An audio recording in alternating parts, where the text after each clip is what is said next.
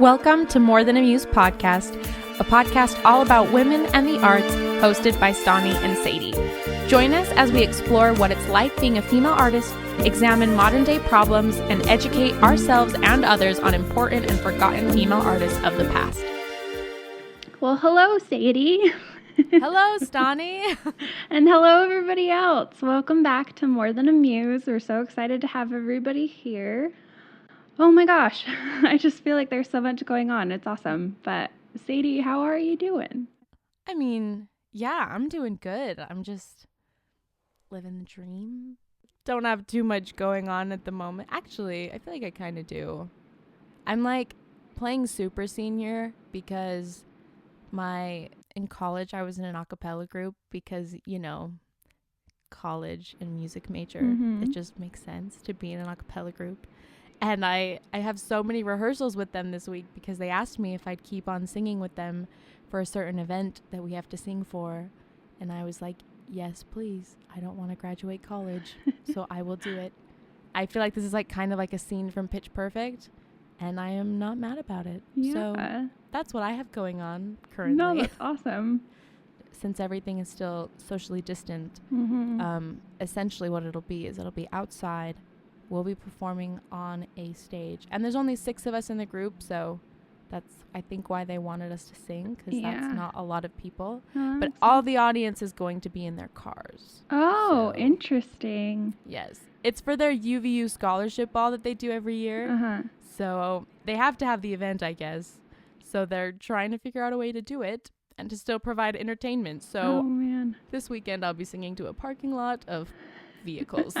Well, that's a first, I'm sure, but nothing wrong with that. No, you gotta do what you gotta do. It's been a little weird, actually. Like, Utah Valley's been getting a lot of, like, I don't know, like, problems because the cases are rising really fast. But UVU, fun fact, Utah Valley University has the lowest cases out of any university in the state of Utah. So, like, we're doing good as a school, but the county's not doing great. So they actually moved them up to orange yesterday, which freaked everybody out a little. But apparently UVU was already following orange guidelines. So little shout out to our school for doing a good job. I have to go down to UVU a couple of times each week for rehearsal. And part of me is like, ugh, these certain things aren't necessary because, like, we have to be 6 feet apart and we have to wear masks. And, like, when you're singing, that's really hard. But, like, I guess, you know, it's worth it to do those kind of things just to make sure that we don't have to shut things down again. Definitely. Like, I really want to take my classes normal next semester. So reminder to all of the college students and everyone else, please just wear your masks. Like, let's get this over with sooner. It's going to be better. This sucks for everybody. We're all in agreement. It's so bad, but hopefully, like, it can go down with cold and flu season. Is that like hoping for a miracle? I mean, I don't really know much about, like, diseases to, like, say anything confidently, but sure, we can hope for that miracle. I can do that. The season where everyone gets sick, no one will get COVID. Honestly, I am never the person who, like, even gets my flu shot because I'm so horrified of needles, truthfully. But for this year, I was like, you know what? This feels like an appropriate year to, like, start getting my flu shot. Take a bite of the bullet and try it out and see what happens. Like, maybe it's time to face my fears and, like, just get it over with. Oh, man. What a year. What a life. What a life. Indeed. Oh, man. But I am really excited about our topic today, so. Yeah, exactly. Quarantine might be happening, but hey, we're starting this podcast and talking about women in the arts, so life is great. Life moves on. Exactly. So, yeah, do you want to talk about maybe, like, the article we're referencing and how you found it? So, what we're kind of discussing today is an article by Linda Nochlin that is actually from 1971, so quite a while ago, but it was published in a publication called ArtNews in January of 1971, and then republished in 2015, I think right around the same time as the Me Too movement. That would have been around that time, I'm pretty sure. So what happened is that like she posted this very like pretty much it's a feminist article. I don't think you could call it really anything else. Titled "Why Have There Been No Great Women Artists?" And I think it gained some traction then. Right after she published this, I think they finally started putting some of the more famous women in art history textbooks. Which, wow, it took until the 70s. Like, come on. But after the Me Too movement is when everything kind of started getting pushed even further with women in the arts, I think, especially within art history. And this article became even more relevant. So a lot of the language is kind of older. It's definitely very long and it can be like a lot to digest, I think. Yeah. But it's some of the points she makes are just phenomenal and things that I had never even thought about before. And I ran across it, I'm trying to remember when exactly, like quite a while ago, I think. But especially I did a research paper on like the visual arts and women within them over the summer because obviously it's a topic I love to talk about. I did this like huge long research paper on it, and this became like one of my main sources for the paper because it brings like all of the reasons why people think women don't succeed within the arts and then kind of refutes them and basically says like, but it's not that because like here's all the reasons why that doesn't work. So I think it's a really valuable resource, and I think all around it's just a really interesting idea to think about that like we can't claim that there's great women artists, and that's not because of talent, it's just because of like they've never been considered great by history, and that's like our fault, not theirs, if that makes sense. Anyway, we'll dive into it more, but that's kind of the gist. Yeah. Well, something that I think is like so interesting because like even just like reading the title of the article, which is, you know, why have there been no great women artists? Like when I first read that, like I get very defensive of like, excuse me, there absolutely has been, but and of course there has been, but at the same time it's like there for history, like we don't know of any like woman equivalent of Beethoven or of Michelangelo or, you know, Leonardo da Vinci or Shakespeare even, you know, like there's just not those like, you know, there's not the respective women for each of those fields. Like they just don't exist in our history books or in our memory. And it's like why, you know, because obviously I think like the first thing that maybe some people would think is like, oh, because they're not there or they weren't good enough to get there.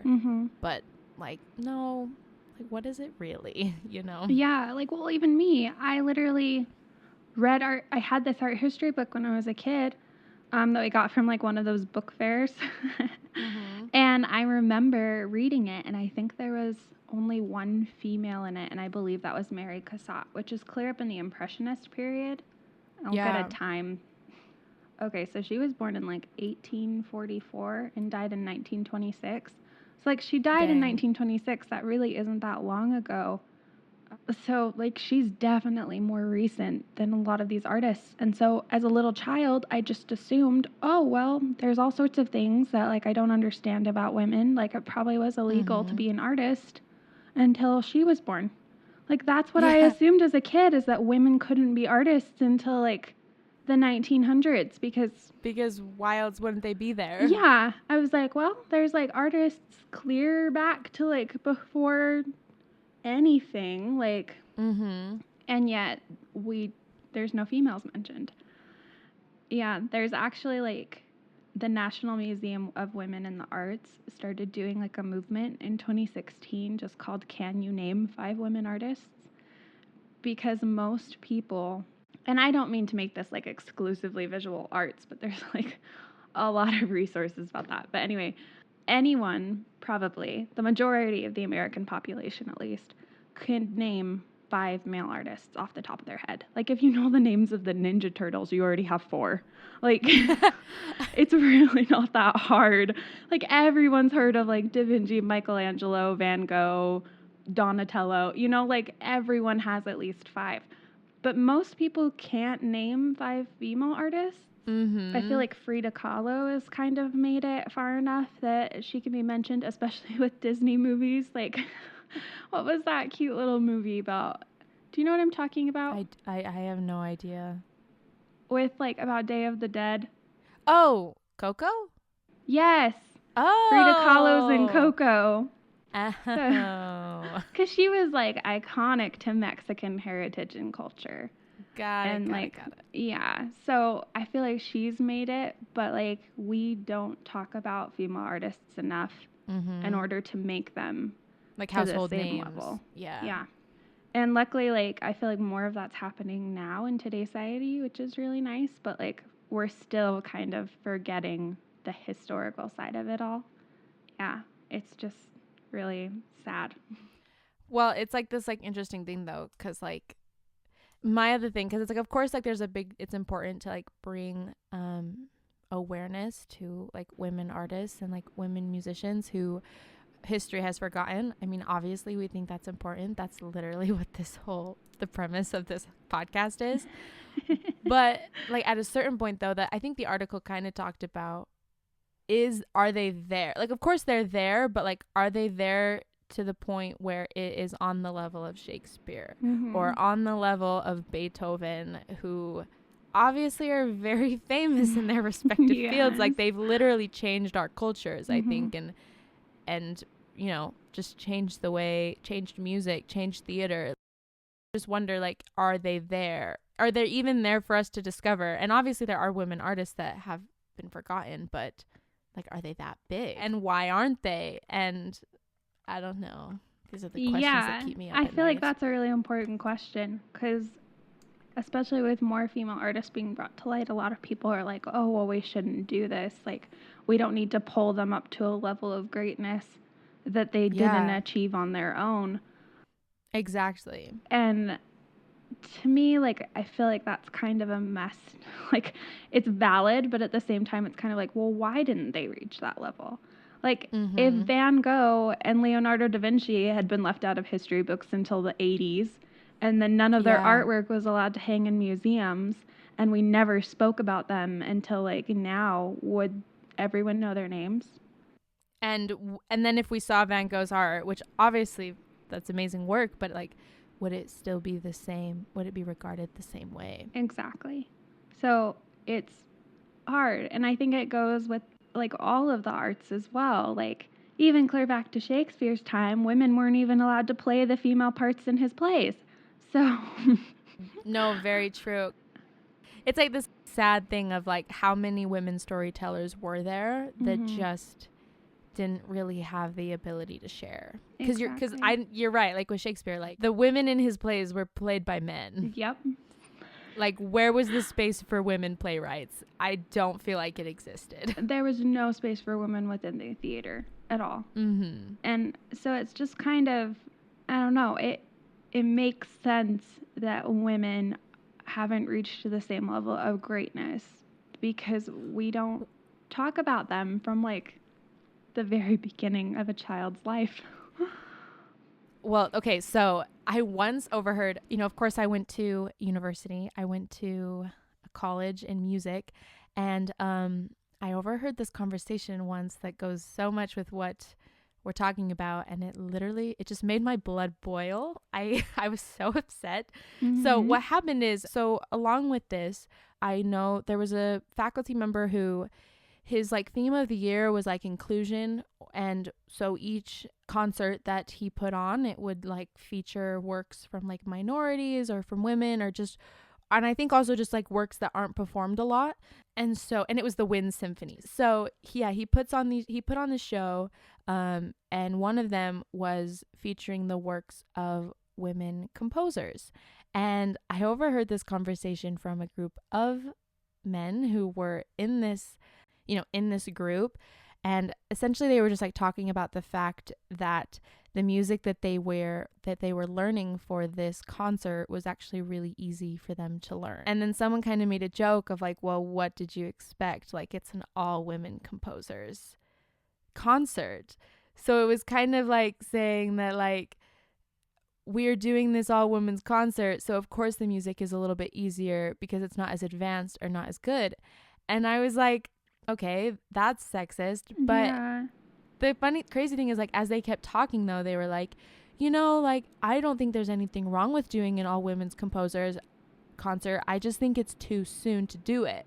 Because their point was that, like, women haven't had enough time to, like, catch up to, like, the level of men, or that, like, there's not enough women composers that you're able to, like, weed out who's, like, fine and then, like, who's great and, like, do the great works.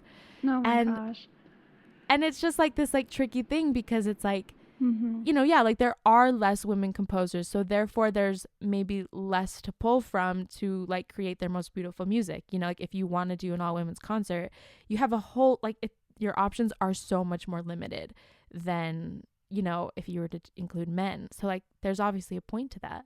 But then even just like hearing the way that these college students, like, that they even still they still perceive women's work, they still were perceiving it as, well, it's written by a woman, so of course it's less than. And my thoughts were just like, okay, like, do we need to give women an opportunity to, like, catch up so that they can be at the same caliber of men? Like, oh my gosh. is that what we're saying? And, like, and it made me feel weird too, because it's like, these are my classmates and these are my peers, and, like, while I don't feel like they were like, they're, like, sexist, and I don't feel like they ever treated me, less than for being a woman, but at the same time, like, hearing them have that conversation, it was like, I'm a composer. Like, I mean, obviously, like, my strength isn't, like, composing wind symphonies or, like, orchestra. Like, that's not my focus, but, like, I am a musician and I am a composer as a woman. Mm-hmm. And I really loved that they were doing an all women composer night. Like, Exactly. that was, like, really cool for me. I went to that concert. I think it's important to do those kind of events. And so to kind of just hear them being like, this is stupid, this is unnecessary, I was like, I feel sexism coming from this conversation. Definitely. I don't like it. No, I think that kind of brings up an interesting point, is that maybe, like, their work didn't reach that same level of greatness. And I don't think, even in the article, she mentioned that sometimes we try to, like, pull out women from history and bring them up to the same level of greatness, but that's ignoring the fact that history didn't let them reach that. Yeah. And so I think it's very important to have events like that, but I think it's important to frame it in, like, yes, maybe the music is simpler. Maybe, like, there isn't as many. Why? Like, let's talk about that. Because, and let's not let the answer be because they're just not as good. Yeah, because that's not it. Like, if the Olympics and sports have shown us anything, it's that women can do whatever the freak they want. Like, there is no ability level that, like, once we hit, we're not there. And yes, like, maybe biologically, physically, like, men are stronger or something. But that doesn't, like, mean... Sure, does testosterone help you with strength? Yeah, yes. Sure. I can admit to that. But women go through freaking childbirth. They, like, raise children, and you cannot tell me that those things do not cause physical pain and strength, because I'm sure that they do. And so I think it's not like this thing where it's like, oh, well, women just aren't capable of the same things as men. I think women are capable of whatever they want to accomplish, especially when it comes to, like, the arts and creativity, and, like, there is no limit on the female brain. Like, it's not the same. Your brain doesn't work because of testosterone or estrogen. It functions. I just think that, like, the human thought exists in its own sphere, and it's not limited by anything other than ourselves. I think it's really important to have, like, all women exhibits, because then it allows, well, yes, I think it's important. It would be even better if they could just be integrated into the regular ones without it being some huge thing. That's the tricky thing, I feel, because it's like, I mean, I personally love all women concerts. I love, all women exhibits, but at a certain point, like, I don't want their art to only exist if it's separate. Yeah. Like, you're right, it's better if it's integrated and it just already exists there. Exactly. Rather than, It's like, I want to walk into an art museum and walk into, like, the Baroque section and see all of the artists of the Baroque period, including the females. Yeah, exactly. And I think that until we reach there, we haven't quite gotten what we want. Mm-hmm. But it's definitely important to include the women as much as we can, because there's younger girls growing up who are going to limit themselves based on what they see people doing. Mm-hmm. And I think it's an unconscious thing that we don't even think about. But if there are no female artists, younger girls won't think that they can accomplish that. Mm-hmm. And like, I don't know, it's like this tricky thing, because it's like, obviously, you know, like we both pursued certain things, even if, you know, women were the minority in some sense, which granted, like when I growing up, for me, like there was no lack of women singer-songwriters and I'm very thankful for that. But at the same time, you know, like it was also so empowering to me as like a young girl to be like, oh my gosh, I love writing songs, and then to have these artists that I loved who were writing their own songs and singing and telling their own stories. And then it was like, holy cow, like if they can do that, like that's what I want to do. Like, you know, and like that can be a model for me as like a 8-year-old girl who thinks that would be really cool. Exactly. So I think it's important to let people know that like women have existed since the beginning of time in these different mediums doing phenomenal things, and that the only limits that have been placed on them were history because of their gender. And whether that be like just the times of like how they were regarded, or, you know, just later on history trying to write them out in just different aspects. Yes. Oh my gosh, which is a whole other thing we could get into. But hey everyone, here's a brief little break. We're gonna call our artist spotlight, where we shout out artists that we love to follow on Instagram who are also female. But these are just great people that you can go and check out their stuff and follow along with them as well. So there's this girl that I follow on Instagram. Her @ is Color Me Courtney. It's really cool. I mean, she's definitely more of like just like a content creator, but she definitely uses fashion and clothes as her art medium. And for one thing, just looking at her account, it's very fun and just a lot of bright colors. But I think it's cool. I mean, for me, I don't use clothes and I don't really use fashion so much as like an artistic expression. But it's cool to follow her and kind of be reminded of like the fact that like photography and fashion and clothes, of like how much of like an art that is, because to me, I don't maybe recognize it so much as it doesn't play it in my life. But she's really cool, very just like pretty pictures. Like she'll go through different themes on her Instagram with like colors, and you know, it's like cool because like if you scroll through, all of a sudden the feed becomes purple and then it becomes yellow, and then it's so I think she's a really cool person to follow. It brightens up your Instagram feed, and she's just seems like a very lovely human being. So check her out. The Instagram again is Color Me Courtney. I wish I could use fashion as like an art form. Me too. That is not something I have grasped. Same. It's leggings and t-shirts still. Oh my gosh, I was about to say that. I was like, as I sit here in a legging and t-shirt for the a millionth time this year. Yep. That's okay. I have one as well. So I wanted to shout out this interior designer. She does like a bunch of different stuff, but it's mainly interior design. Her name is Justina Blakeney, but her business page is called The Jungalow. And it's like super, super boho interior designs, like lots of plants and textiles and like wild patterns. And she also does, I forgot about this, but she also does like paintings too that she sells on her website. And I just love the feed so much because it's just like really colorful and wild and fun. And she's always coming up with like new cool things like pillows and wallpaper and all sorts of stuff. So definitely check her out. You can follow her personal one or her business one. Both of them are beautiful. So it's Justina Blakeney and The Jungalow. And we'll have a highlight on our Instagram where we tag all of these people and maybe share some of our favorite things. So it'll be under the spotlights highlight on morethanmuse.podcast. So definitely, if you want to see everyone that we like, then you can go back there and check there as well. And if there's anyone you want us to tag, then let us know, including yourself. We're not against that. Promote yourself. Yeah, so we would love to see the amazing work that you're doing. Mm-hmm. Especially, we were talking about this, any like dancers or maybe theater people too. If you have like a YouTube channel or something we should shout out, I'm all for that. Of course. I don't follow enough people in that realm. So no, that's what, yes, definitely. Give us your recommendations. Cool. And now back to the episode. Back to the show. Well, I think it goes to show that this is like a society problem, not a female problem. I think too often people are like, oh, well, if they just work hard enough, then they can push up to the same level of men.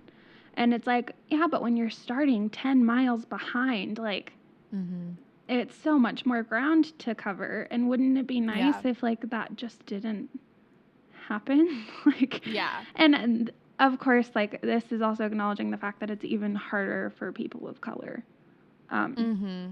Of both genders. And like, yes, for sure, like I definitely want to cover a lot of women of color within the arts as well, because that's a whole other thing that they had to fight against. Well, I think it's hard because it's like, you know, I am a woman in arts and I'm very proud of that, and it's like I don't want to like use that as an excuse, you know, of being like, oh, well, it's harder for me, or oh, well, I have more things against me. And the truth of the matter is like, as I've pursued this, I haven't personally experienced, you know, like people being sexist, or I mean, I've experienced people being condescending and like being rude, but like when I look back, like I don't know if that's because I'm a girl or if that's just because of the person I am, or, you know, like I don't know. And it's like this like balance of like, you know, I don't want to use it as an excuse for anything, but also I think but when you're also looking at history, like it's so important to keep that in mind of like you said, like going back, why are there not more women artists? And is it because they all suck? No, you know, like no, it's probably because there was something going on that was stopping them within their cultures. Exactly. Yeah. It's like you look at Artemisia Gentileschi's work and tell me that it sucks. Yeah, exactly. It doesn't. Yeah. No, I think that's really important to look at. There's another point that she brought up that like hit really hard for me. A lot of the times people say that women's art doesn't succeed, and I think this works for music and art, because it's too feminine.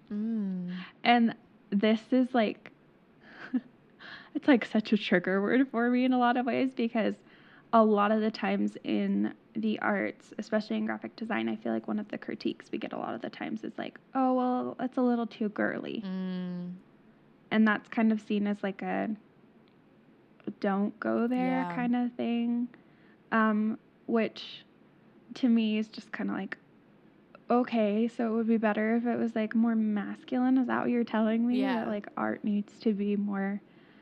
And I don't think anyone means to be inherently sexist by saying that, but it still is like something that I think we need to acknowledge, that like feminine art isn't bad.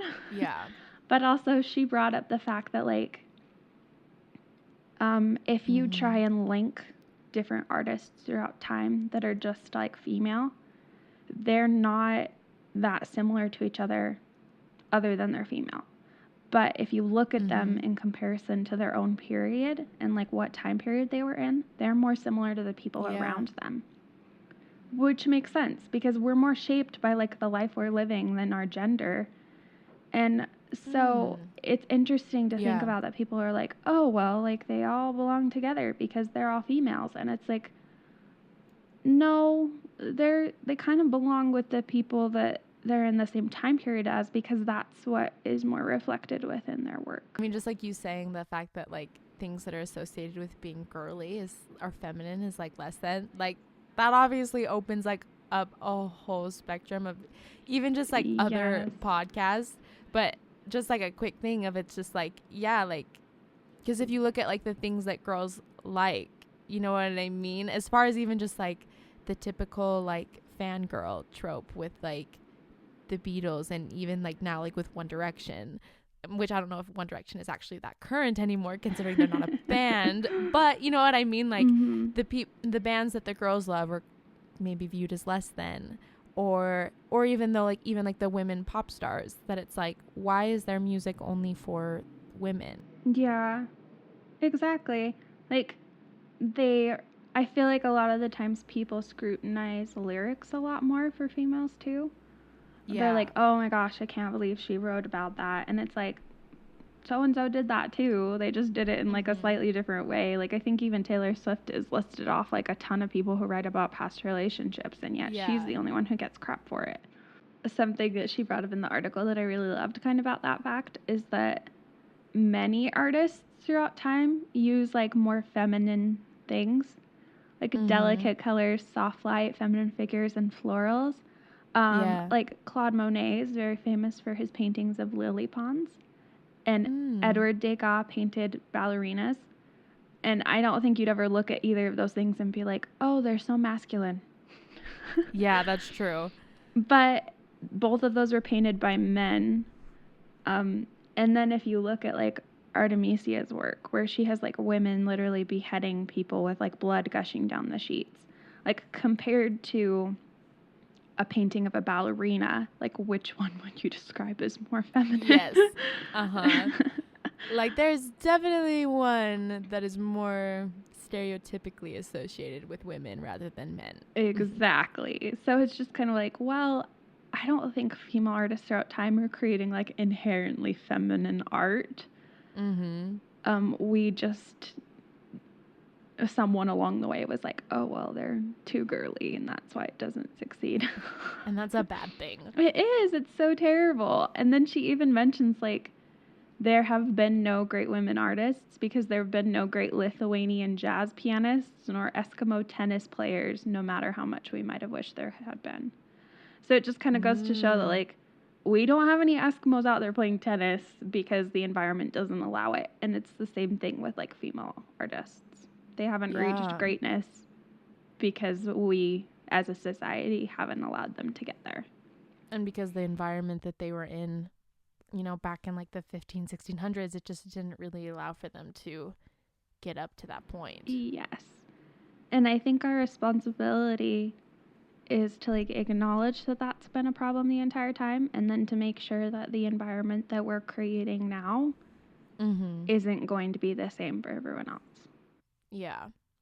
Because it would be so nice to live in a world where like a female singer or songwriter isn't looked down on for like, oh, okay, that's what you're doing. Because I've even heard that sometimes, is that they're just like, oh yeah, well, every girl wants to be a singer, and it's like, what's wrong with that? Well, true that. I mean, I think even just like, because like I'm so aware that like the thing that I love, like it's such a cliche kind of trope, you know, where it's like, oh, I'm the little cute blonde girl who like likes to write songs, and isn't it cute? And it's like, okay, thanks, but like also like I'm actually kind of serious about this, and like this is like my craft. This isn't just like the cute thing that I want to do. And the truth is like I don't know how much of that is in my head just from my own insecurities and me just like finding any reason to like hold myself back, you know, or if it is based off of the way, you know, people have treated me or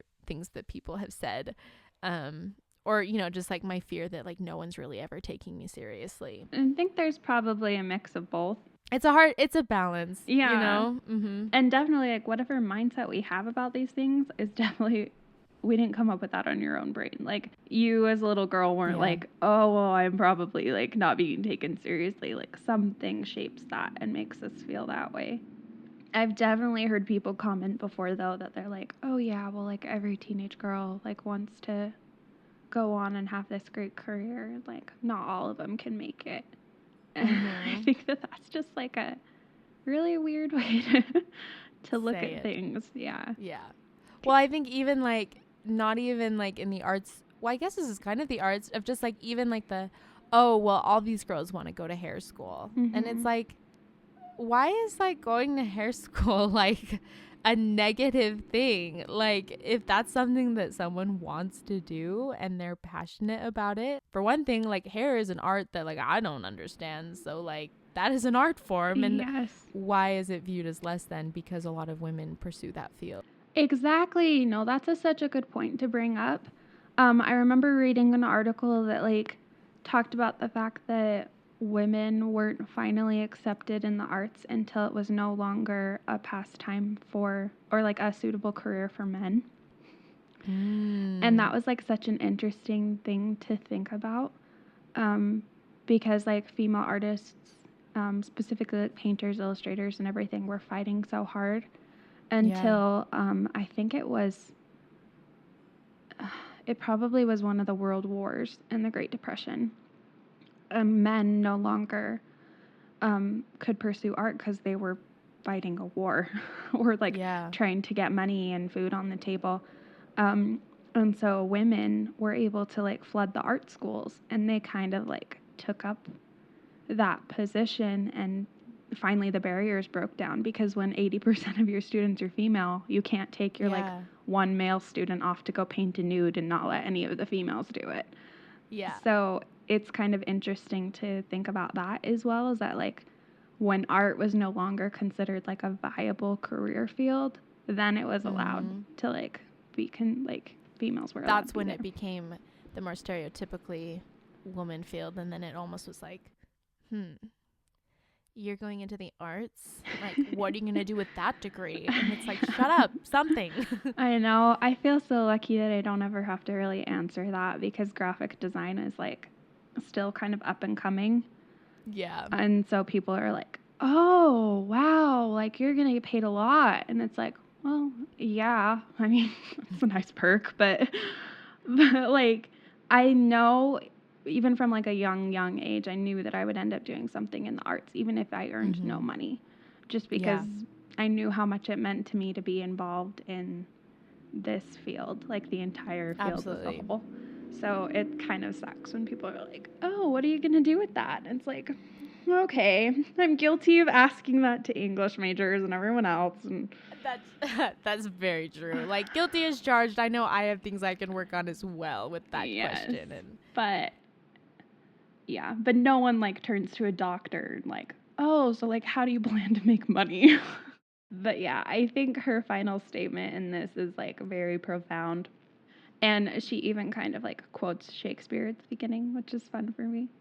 But she says, the fault, dear brothers, lies not in our stars, our hormones, our menstrual cycles, or our empty internal spaces, but in our institutions and our education. Education understood to include everything that happens to us from the moment we enter this world of meaningful symbols, signs, and signals. The miracle is, in fact, that given the overwhelming odds against women, that so many of them have managed to achieve so much sheer excellence. I do like that. That is a good parting thought. And I think that that's like the important thing to focus on with all of this, is that yes, it's tricky. Like, we're not trying to put these female artists on a pedestal and say that they're better than Van Gogh or anything. But it's important to realize that like they never were given that chance. Yeah. And the few that have risen are miracles, because the odds were like stacked against them in every way. You know, I've heard people being like, well, there are some, so there isn't a problem because some people were able to overcome it. And it's like, okay, yes.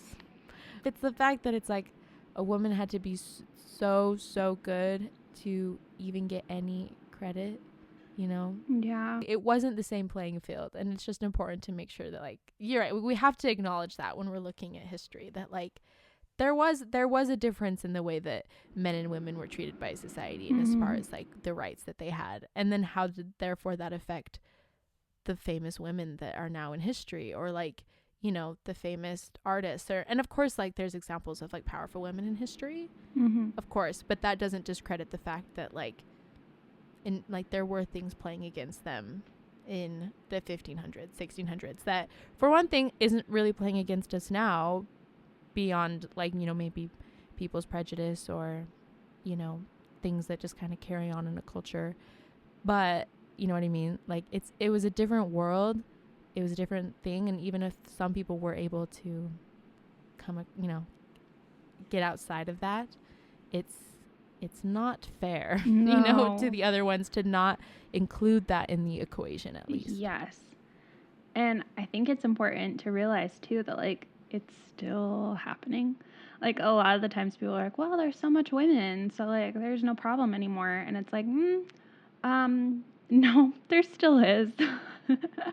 there's still there's still things that are happening that I think are important to be aware of. Let me look up. Fewer than 15% of U.S. orchestra conductors are female. Fewer than 15%. Wait, did you say 50%? 15. Oh, 15. I was like, that seems pretty good. 15%, which is tiny. Of the 22 largest American orchestras, women composers are accounted for only 1.8% of the total pieces performed. Dang. Which, really? 1%? Yeah. New York City Ballet performed 58 ballets in one season, including 7 world premieres, and not a single ballet was by a woman. Wow. Which, ballet is like very female centered, so it's like really interesting to me that they and then from 2007 to 2017, less than a third of all speaking characters in top films were women. Interesting. And 51% of visual artists today are women. On average, they earn 81 cents for every dollar made by male artists. And that one's it's actually, I think, worse than that. That one's been updated. There's like huge gaps in how much art sells for if it's by a man versus a female. To me, like, that feels just so wrong to be like, oh, well, I guess there's just no great women that have been able to accomplish that. Because, oh my gosh, if you look even for like the limited scope of history that we have of women, they're everywhere, accomplishing amazing, incredible things right alongside their male counterparts the entire time. And I don't think it's for lack of trying that we don't have these females there. I think it's something that we're still allowing within society that's not permitting people to do what they're fully capable of. And I think even if it's like, like I said, not even like blatant sexism, but it's like, is it just that that maybe men are just like creating little boys clubs of like, these are my go-to people, and they just happen to be men because this is who I'm close to, but there's like, maybe no effort of including other women who maybe they wouldn't naturally be drawn to. I don't know. No, exactly. There's just so many things. Oh my gosh, we should do a whole episode on the boys club, because I've definitely like felt that a lot. Me too. And I don't think people, I guess what I want to make this clear. I don't think in nowadays society that many people out there are like completely anti-gender equality. I really don't. I like to believe that we're all kind of under the belief that like this has kind of gone on for too long and it needs to be fixed. And I know that there's probably still outliers that are like, no, women belong below men on whatever. Yeah. But I'm with you there. But I think that there's just things like subtle little things that are still happening that people don't realize are a problem. Yeah. And that is attributing to this issue without people thinking about it that hard. So in conclusion, though, I feel like it's just important, like I said, like there's women, there are great women artists, even if they're not maybe as great as the Beethovens or the Shakespeares, but their works do still deserve to be considered. And it's so like you talked about earlier, like just when we're having the conversation about women composers or women artists in general, it's just really important just to keep in mind that there were outside factors that maybe prevented them, from reaching the same level of excellence as maybe their mere male peers. Yes. And I think that that's kind of what we really want to do I realized that this is a female art podcast, which means that we are highlighting primarily female artists throughout time. And I did grapple with that a little bit, kind of struggled with it for a while, because I was like, crap, am I contributing to the problem? Like, by pulling females out of it, are we like, would it have been better to just do like an art podcast and then just like make sure that women are in it? But then I kind of realized, like, I'm not an art history book, but I have read a lot of them. And if these people aren't in it, then how are people ever going to learn about them? And so I guess I'm not saying that like the men aren't important and they didn't contribute, because they are. Like, trust me, there are so many people in my life that I look up to and that are important to me that like are men, and they would not, like, I wouldn't be in the place that I am today without them, and I know that. And like, obviously, like we said, like there's no way that we could deny the fact that like Shakespeare or, you know, Mozart, Beethoven, like they all they made such a huge impact on their cultures. Exactly. Like, hands down, I will admit it, Vincent van Gogh is my favorite artist. Like, I could sit here and struggle about the fact that it's not a female, but you know what? I grew up with his work, and that means something. And I guess that's what I'm trying, like, that's what I want to do here, is I want little girls and, like, other people to hear about these amazing people that I had to wait forever to find out about. Absolutely. So we're going to be like your alternative art education because it took way too long for me to hear about these people that like now have such an impact on me. So, and also we want to empower current artists within their field to continue to pursue their dreams despite like anything else. I know, like, I definitely have encountered sexism on a couple of occasions. And I know that that's probably the same for a lot of other people too. And I think that that's an important thing to continue to talk about as we move forward as a society, to make sure that people just don't go, oh, well, we solved that problem. Because obviously we haven't. So thank you so much for tuning in and to listening today. Just a reminder, our Instagram is morethanamuse.podcast. If you want to follow us, we'll talk more about what it means to be a muse and just more about women in the arts. And then also, if you are enjoying our podcast, if you could leave us a review, that would be great. Yeah. And also, like, on the Instagram, we'll link these articles that we talked about and probably more, because I'm sure some of you will want to read them. And also, we can put the link to it in like the podcast show notes. So if you're interested in reading it, it's a good read. It is. Like we said, it is kind of like older language, so it is a little bit. It's not like it's a lengthy article. Yeah, and it's not like an easy read, I would say, but it's still really cool. Definitely. So we will put that link in. Encourage you to read it, join the conversation, let us know what you think about it, and thank you for listening.